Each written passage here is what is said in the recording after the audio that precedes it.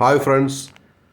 Tourism அப்படின்னு வரும்போது தர்மபுரி டிஸ்ட்ரிக்டெல்லாம் கொஞ்சம் பெருசாக யோசிக்க மாட்டோம். ஒருவேளை ஒகேனக்கல் கொஞ்சம் ஸ்பெஷலாக இருக்கும் அங்கே. அதுக்கு பக்கத்தில் ஒரு நல்ல ஒரு ரிசார்ட் காட்டுக்குள்ளே சவாய் ஃபார்ம் ஸ்டே ரிசார்ட் அப்படின்னு போக வேண்டியிருந்தது. அங்கே போய் ஸ்டே பண்ணியிருந்தோம். நீங்கள் ஒகேனக்கல் வந்தீங்க அப்படின்னு சொன்னால் இந்த ஃபார்ம் ஸ்டேயை கண்டிப்பாக மிஸ் பண்ணாதீங்க. ஒரு சின்ன ஸ்டே தான்.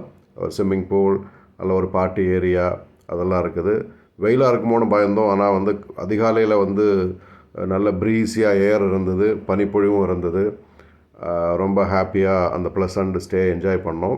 ஓடு பில்டிங்கும் இருக்குது. அது நிறைய நோஸ்டாலஜிக் அனுபவங்கள்லாம் தந்தது. சின்ன வயசில் தங்கியிருந்தது மாதிரி. டெரஸ் பில்டிங்கும் இருக்குது. இந்த மாதிரிப்பட்ட குடில், சாப்பாடு இடங்கள் அந்த மாதிரிலாம் இருக்குது. ப்ளே ஸ்டேஷன் இருக்குது. நீங்கள் அங்கே இயற்கையோடு கலந்து விளையாடலாம். அங்கே மயில், கோழி, ஆடு அந்த மாதிரியெல்லாம் ரொம்ப ஜீவராசிகள்லாம் நம்ம இயற்கையோட ஒண்டி இருந்தது மாதிரி இருந்தது. அங்கே தர்மபுரி அப்படின்னு யோசிக்கும்போது ஒகேனக்கல் மட்டும் இல்லை, சித்தேரி மலை, வத்தல் மலை, முக்கியமாக இதுக்கு பக்கத்தில் ஒரு கேசர்குழி டேம் அப்படின்னு சொல்லி ஒரு டேம் இருக்குது. அதுவும் ரொம்ப அருமையான ஒரு இயற்கை காட்சியாக இருக்கும்.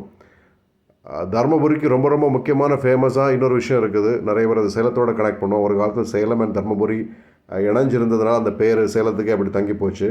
Dharmapuri is also very famous for mangoes.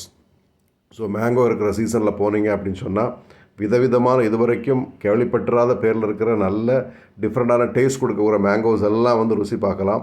வீட்டுக்கும் வாங்கிட்டு போகலாம்.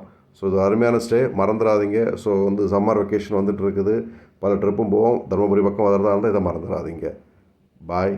Love you R.